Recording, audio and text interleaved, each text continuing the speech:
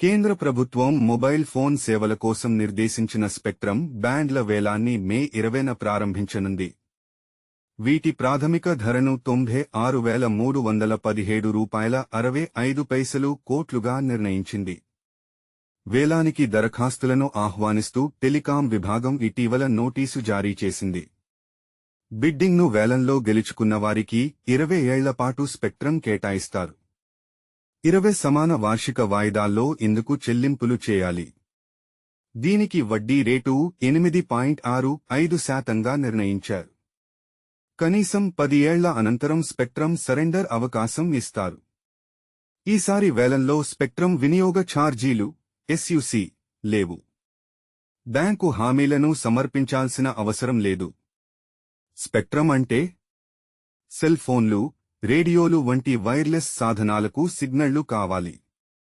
వీటి మధ్య సమాచార బట్వాడాకు విద్యుదయస్కాంత తరంగాలు అవసరం. వీటినే రేడియో తరంగాలు అని కూడా అంటారు. ఇలాంటి విద్యుదయస్కాంత తరంగాల శ్రేణినే స్పెక్ట్రమ్ అంటారు. ఒక సాధనం నుంచి ఇంకో సాధనానికి సమాచారం చేరవేతకు నిర్దిష్ట పౌనఃపున్యాలు, ఫ్రీక్వెన్సీలు ఉంటాయి.